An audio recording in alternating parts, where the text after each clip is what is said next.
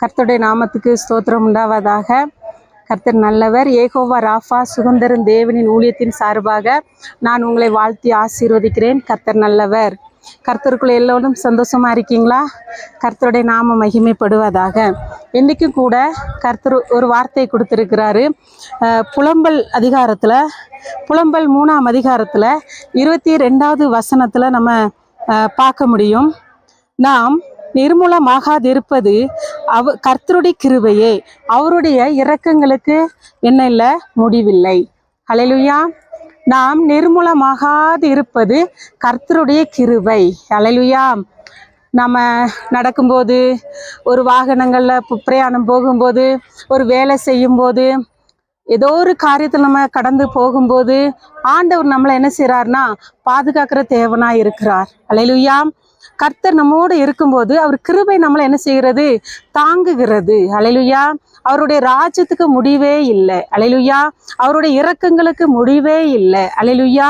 அப்போ பாருங்க, நாம் நிர்மூலமாகாது இருப்பது கர்த்தருடைய கிருபை அல்லாமல் வேறு ஒன்றும் இல்லை. ஹல்லேலூயா.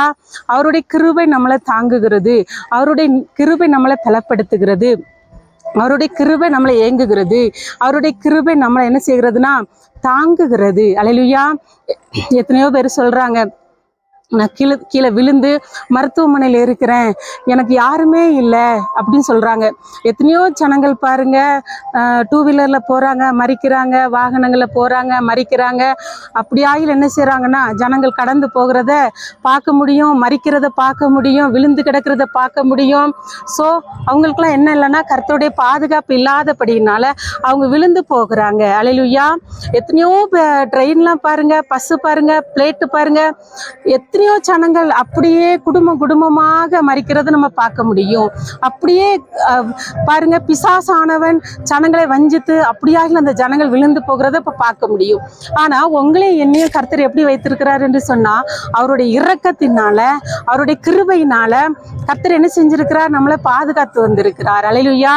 அதனால்தான் நாம் நிர்மூலமாகாது இருப்பது அவருடைய கிருபை. ஹல்லேலூயா. எங்க போனாலும் அவர் நம்ம கூட இருப்பார். தூதர்களை கொண்டு கர்த்தர் என்ன செய்வார், நம்மளை நடத்துவார், தாங்குவார். போகும்போதும் வரும்போதும் அவர் கிருபை நம்மளை என்ன செய்கிறது, தாங்குகிறது. ஹல்லேலூயா. எப்பொழுதும் அவருடைய இரக்கத்தை கேளுங்க, அவருடைய கிருபையை கேளுங்க. ஏசாயா 54:10 பார்க்க முடியும். மலைகள் விலகினாலும் பர்வதங்கள் நிலை பெயர்ந்தாலும் என் கிருபை உன்னை விட்டு விலகாமல் இருக்குன்னு ஆண்டவர் சொல்றாரு.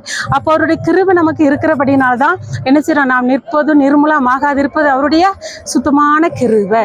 ஹல்லேலூயா. சோமனுமா ஸ்தோத்திரம் ஆண்டவரே. இந்த வேலையிலையும் கூட எங்களுக்காக தந்திருக்கிற இந்த நேரத்துக்காக, வேலைக்காக நன்றி செலுத்துகிறோம்.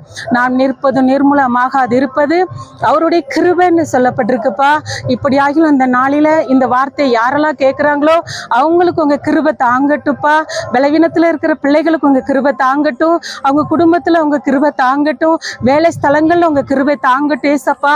உங்க பரிசுத்த மகிமை ஒவ்வொரு பிள்ளைகளையும் தாங்கும்படியாக ஜெபிக்கிற ஏசப்பா. உம்முடைய கரத்திலே மட்டுமாக தாழ்த்தி வறுமையோடு ஒப்பு கொடுக்கிறோம். இயேசுவின் மூலம் ஜெபிக்கிறோம் நல்ல பிதாவே. ஆமென். கர்த்தர் உங்களை ஆசீர்வதிப்பார். ஆமென்.